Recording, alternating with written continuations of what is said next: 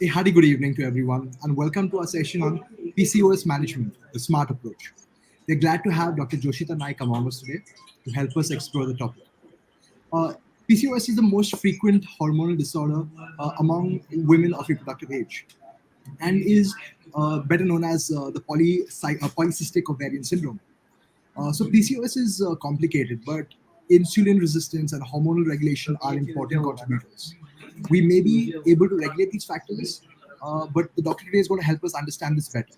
So, doctor, you have the stage. Yeah.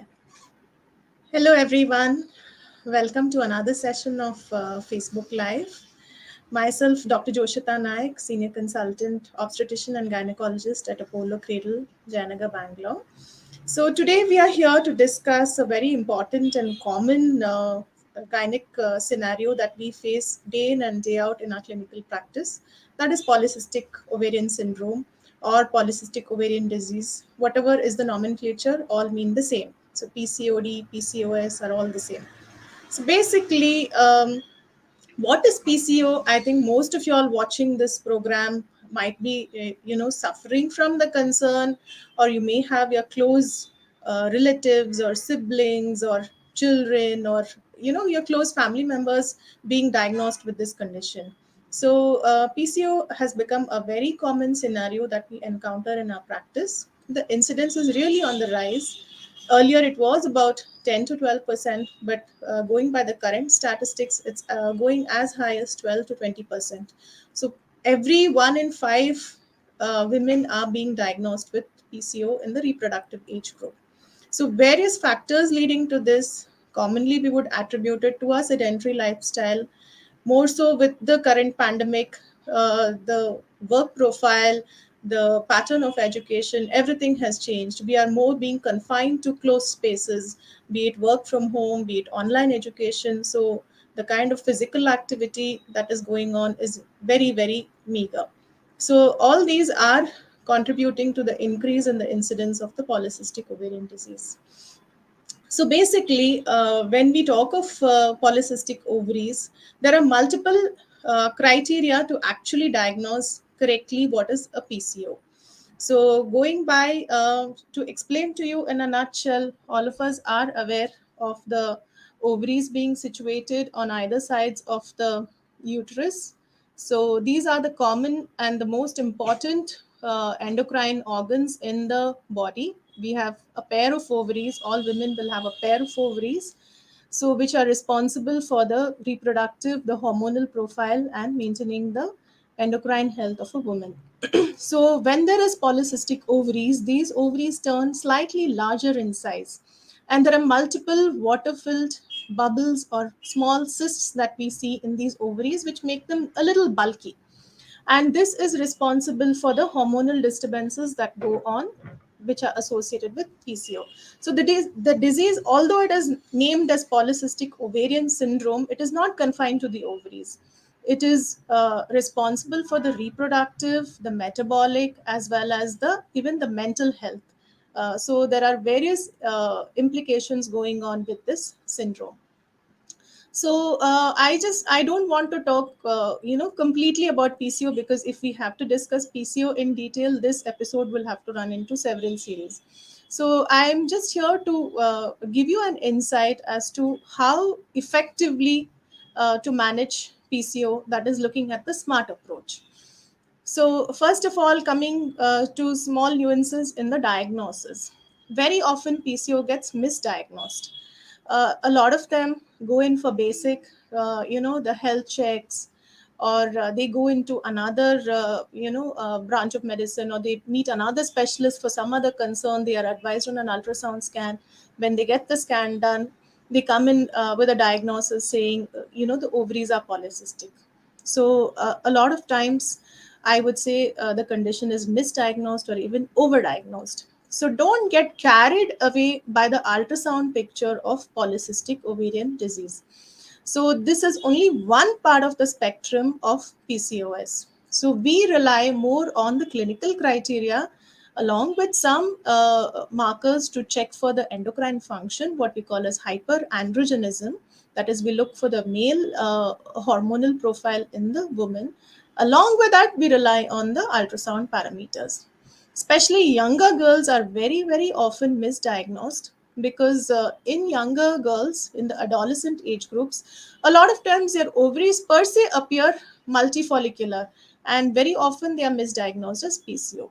So we would actually go by the clinical criteria, what symptoms you suffer from, and then look at your hormonal profile and then actually decide whether you actually fit into the criteria of polycystic ovaries. So this is one thought that I wanted to put across, that don't get carried away by the ultrasound picture of polycystic ovarian syndrome. So coming on to what could be the problems that a woman presents with, very, very often it is to do with menstrual irregularities. So the woman either has delayed periods, over a period of time the flow becomes very scanty, and there is no real cyclical pattern of the menses that is being seen. There can be other features apart from the menstrual complaints, like increased hair growth, concerns on hair fall, concerns on acne, concerns on problems with conception, or they could even present to us with just obesity as well. So there are multiple things, multiple clinical scenarios which we encounter when we diagnose polycystic ovarian syndrome. So it is important to understand what is your concern with respect to PCO. So this is the next important thing, as to identify what actually troubles you with respect to polycystic ovarian syndrome. Coming on to the clinical management. So I would put it as a SMART approach. So the treatment has to be very specific with respect to what is actually troubling you with respect to the polycystic ovarian syndrome. It has to be measurable. So we need to start with a reference point, and then we need to see how exactly we are progressing with respect to the clinical improvement. Then coming on to achievable goals. So set very short achievable goals which keep you motivated in the journey of PCO management. Then the next would be a reliable approach. So don't go by some myths or some kind of random thoughts or random kind of practices which say that they would provide you cure from PCO and things like that. So whatever it is, it has to be a reliable, a scientific based approach. And the last thing would be the timely intervention. So when you are suffering from a condition, make sure you take timely help. So this is what is, in a nutshell, the SMART approach. So coming on to the management of PCO, basically we divide it into three arms. So first thing is the lifestyle modification. Second would be the dietary management. And third would be the pharmacological intervention or the need for medications. So, coming on to the lifestyle management, I would say exercise, exercise, and exercise. So, why there is so much of emphasis on lifestyle management? So, to go in depth a little bit about the PCO condition, basically all of us understand. I'm sure if you all have gone to the gynecologist, they would start speaking about insulin hormone, the insulin resistance, that your body glucose is not being metabolized adequately, so you need to kind of improve your insulin resistance, you need to increase your insulin sensitivity and all these things. So in a nutshell, how do you achieve this? This is only by increasing your exercise quotient. So you need to be focused on certain specific kind of lifestyle changes. So when I say lifestyle changes, you need to see what works best for you. So if I have to say about lifestyle changes and need for exercise in PCO women do need moderate amount of physical activity for at least 150 to 200 minutes per week. So which would amount to at least say half an hour to 45 minutes of any kind of moderate intensity workout. So moderate intensity workout would either be a brisk walk or a jog or any kind of intense aerobic exercise where you are actually working above your baseline heart rate. and it should be for a good 30 to 45 minutes every day, at least 5 to 6 days a week. So the key thing here is following consistency.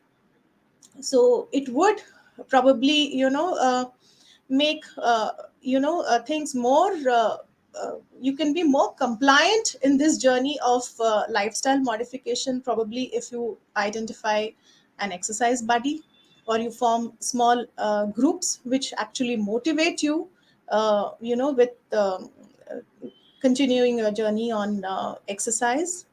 You can also use trackers like your fitness bands. Make sure that you are getting your daily dose of cardio workout. Along with this, it is also important to build up the strength. So you need to focus on aerobic exercises as well as look at strength training. So a lot of times, women diagnosed with PCO already are mostly obese. So when we talk to them about exercise, and then the other paradox with PCO is that it is difficult to actually lose weight in a woman who is diagnosed with PCO. So this is something that you should understand. So like a normal woman who is doing the same amount of exercise as you are would probably lose weight faster than you would. But it's important to stay motivated. So that is the importance of forming these small groups and staying motivated to continue your exercise journey. So there is a lot of emphasis on exercise and lifestyle changes, because one thing you should remember is that there is no permanent cure for the condition for polycystic ovaries. We only look at treating what troubles you, and the baseline, the entire basis of this hormonal disturbance that is going on in your body is to do with insulin resistance. So you need to build up your metabolism, you need to pep up your metabolism, bring up your BMR, and try to work on your insulin resistance. So exercise, exercise, and exercise always is the first line of management when it comes to PCO. The second aspect of it would be the dietary management. So coming on to diet, it should be something that is again sustainable, adaptable. So don't go into crazy food fads which restrict you completely from consuming what you are used to. So I would say identify a specific nutritionist or get a diet chart which is very specific to your kind of eating habits. So it just means simple changes in your food pattern. To brief it in a nutshell, it should just be like small, frequent meals. 3 meals and 3 snacks is what we ideally recommend. Cut down on simple sugars, include more complex carbohydrates. That would mean like more of whole grains, more of fresh fruits, more of raw vegetables and salads in your diet. So make your plate colorful. See, you are not here to feel low and depressed and just eat some boring food. So make it more interesting from your end. So if you identify a correct nutritionist, they would be able to guide you as to how to incorporate these things and at the same time make your meal more interesting. So because this is something that has to be a sustainable option. It's not that you follow diet for a day, 1 month, 2 month, achieve your weight loss and then get back to random eating habits. So that really doesn't work. So the other thing is that it should be a slightly calorie deficit diet. Means don't eat tummy full or don't eat to satisfy your satiety. So the appetite, if you start following these small frequent meals, then your appetite also is slightly on the lower side and you tend to eat less or binge less on junk food, because usually these snack cravings are what disturbs the entire goal of weight loss. So when I talk of weight loss with PCO, we expect only small targets of about 5 to 10% of weight loss. If this is achieved in a span of 3 to 6 months, we are very happy, because this itself helps to reset your endocrine metabolism and this brings your hormones fairly back to track. So set very small targets for yourself. It could just be 1 kilo or 2 kilo weight loss a month. So this again depends on the age group that we look at. Younger women, adolescent girls, easier, they can have bigger targets of 1.5 to 2 kilos weight loss. But women in the later age group do find it difficult to lose weight, so they can keep shorter targets like half a kilo, 1 kilo a month, which is very easily achievable if you are in the right track. Why this is important is because a lot of time there are relapses with treatment. Means to say that for a few days you are motivated with your dietary management, for a few days you're really focused on the diet, but then once you don't see the changes on your weighing scale, then you start looking at, why should I follow this, why can't I get back to my normal eating, or why can't I just cheat on and then get back to my routine. So relapses are not a good sign. So it is important to have a focused and a balanced meal plan, which is very sustainable. So you don't have to feel low, you don't have to feel depressed that your weight loss program is not going according to what you have set. But if you're almost able to achieve it, even up to 70 to 75% of your target, you should be happy to be in the line. So never give up. That is the bottom line. So it may take a couple of months more than the other individuals, but never ever give up. The other concern would be, a lot of times there are a lot of psychological and mental health impact which is associated with PCO. So generally, young girls who come into us, they do feel conscious about their body image. They do feel conscious about being overweight or obese. So the anxiety or the depression per se associated with PCO, which is very less often actually addressed, itself may lead to weight gain. So this is something that you as an individual should discuss with your treating physician or your gynecologist. So if that there is something that is making you feel low or making you feel lethargic, not wanting to follow a diet plan, not wanting to uh, follow your exercise routine, you are not really compliant, you should come up with the thoughts, because anxiety, depression per se can lead to eating disorders, which in turn may again impact your management of PCO, because here again the weight loss gets hindered. The other thing, important aspect, is lack of sleep. Even lack of sleep, too much of gadget use again can be a deterrent to your weight loss program. So it would mean exercise, good diet, and of course a healthy sleep cycle. So all these three are very very important aspects when it comes to lifestyle changes and modifications. Coming on to the last and the least, I would say, significant arm of the PCO management. I wouldn't say least, but then we give it the last priority, because we want you to work on lifestyle first, diet next, and then we look at medical management. So when we look at medical management, the treatment is very very specific. We look at what concern you come to us. Is it an irregularity in the menses or the period pattern that you come to us? Is it a problem of acne, and is it a problem of hair growth, or is it just the problem of weight that is bothering you, or is it the important concern of fertility, that is you are not able to conceive naturally? So when it comes to management of irregular menses, we do have certain hormonal medications which we decide whether you need to take it cyclically or not. That is the hormonal contraceptive pills that we prescribe for very short durations. So these reset the hormones in your brain and then help you to get cyclical periods, so that by then you are already through with your journey on your weight loss and your lifestyle changes. So we look at the hormonal treatment. If it's a milder form of disease, we look at giving even insulin sensitizers. Nowadays, we have very good newer generation insulin sensitizers which are available. So whether to just put you on insulin sensitizers or whether to decide on your need for hormonal therapy is something that is very, very individualistic. We decide based on your hormonal profile. Coming on to problems with acne, hair fall, or excessive hair growth on the face or on the arms or on the legs, what we call as hirsutism.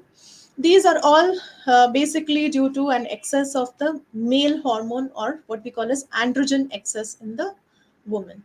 So there are again very specific medications that we use for the treatment of these conditions. And you may also need to take certain help from the dermatologist. So we both the gynecologist and the dermatologist work together, and then we kind of address your problem and help you deal with the scenario. Here again, important to improve on your diet, increase your fluid intake, stay well hydrated. So all these things really help, apart from the medical management, apart from taking your medications. Coming on to the last and the most important reason why PCO women come to us is to do with fertility related issues. So fertility PCO again is a very very high incidence, because that's the commonest reason why women come to us with PCO. Here again, the problem is that the ovulation, or the process of the egg release, which happens on a cyclical basis or on a monthly basis, doesn't happen. So we call it as a state of anovulation, means whatever egg release has to happen on a monthly basis is not achieved. Hence, women find it difficult to fall pregnant.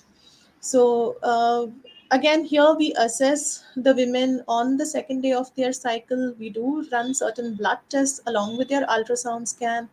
We do check on other parameters which are responsible for infertility related issues. And we'll do a male partner evaluation as well. And specific treatment with respect to PCO and infertility would be probably offering them insulin sensitizers first. If there is no much correction in the hormonal milieu, they may need help of ovulation induction agents, means we give specific medications to help them actually ovulate.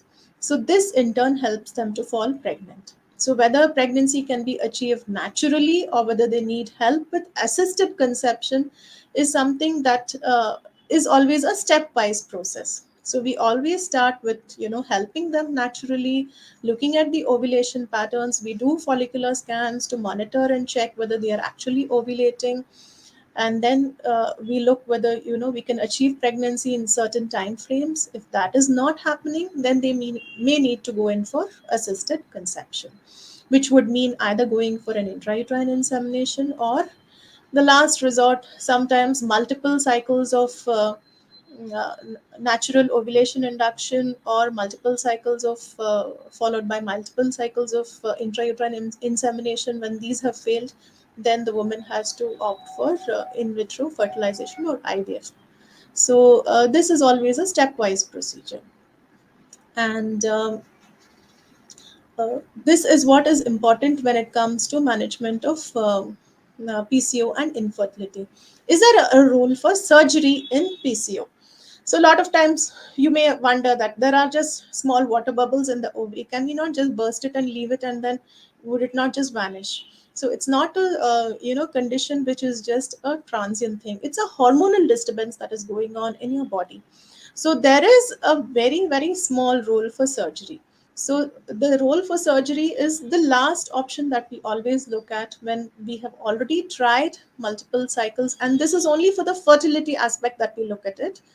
When we have already tried ovulation induction, if the response has been poor, if the hormonal milieu is not very compliant, and there is a persistence of high gonadotropin values that we are seeing in the body, then in that case there may be a role for uh, ovarian drilling. In ovarian drilling, again, I don't mean that we would puncture all the follicles or all the cysts and make the ovaries shrink in size. We have very, very specific criteria to do it.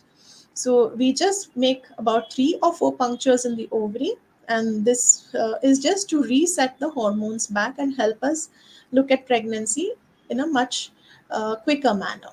So we take help of laparoscopy to do this. And at the same time, if there are infertility related issues, so we also look at the other factors that could be responsible for infertility apart from PCO, be it the tubal factors, be it any kind of uterine related issues, any polyps, any septum, anything, so that everything is corrected in the single sitting. So the role of surgery in PCO is the last option, I would say, before we decide on actually whether a woman needs assisted conception or not.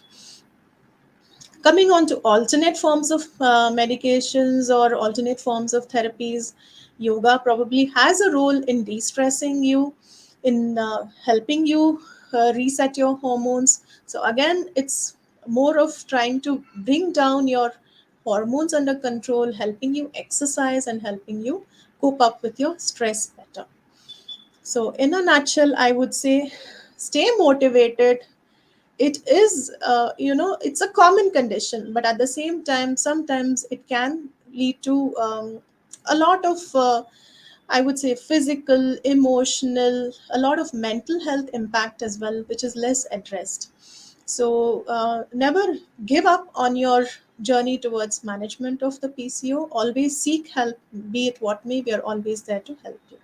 If there are any questions, I would be definitely privileged to take it. Thank you so much for your patient listening.